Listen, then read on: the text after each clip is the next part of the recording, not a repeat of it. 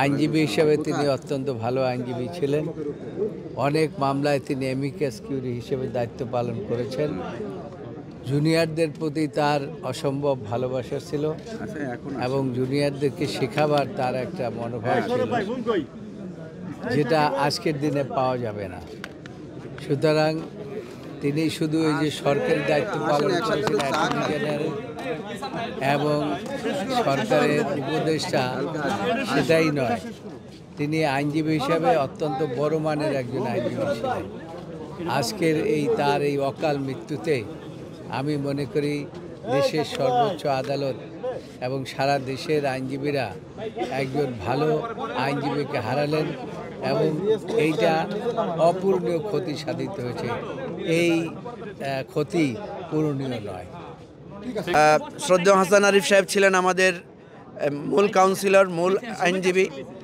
তো উনি যখন কোর্টে অ্যাপিয়ার করবেন তার আগেই আপনারা জানেন জুলাই আগস্ট আন্দোলনের ব্যাপকতা বিস্তার লাভ করে। স্যার আমাদের জন্য কোর্টে টাইম নিয়েও দাঁড়াতে পারেন নাই।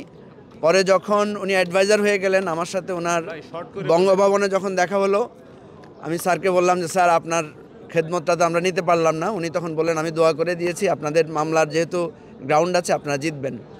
তো সর্বশেষ ওনার সাথে আমার দেখা হয় চিফ অ্যাডভাইজারের অফিসে। উনি বসে বসে নামাজ পড়ছিলেন। পরে আমাকে জড়িয়ে ধরে আমি শুধু বলেছিলাম স্যার আপনি এই বয়সে অনেক স্লিম আছেন। তো আজকে খুব কষ্ট লাগছে যে এরকম একটা মানুষকে আমরা হারিয়ে ফেলেছি।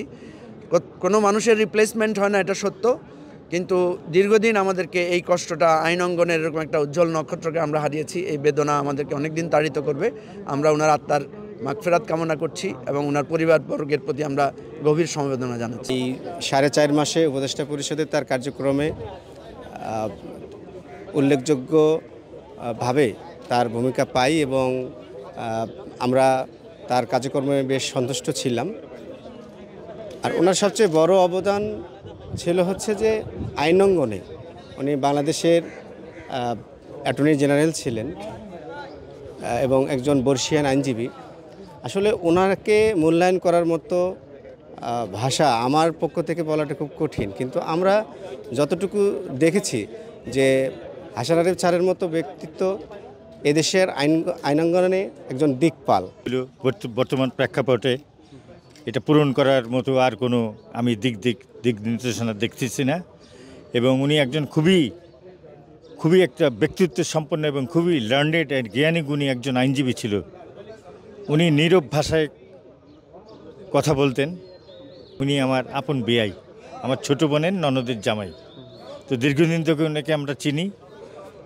তো এখন ইন্তেকাল হয়েছে, আল্লাহ তাআলা ওনাকে জান্নাতুল ফেরদৌস নসিব দান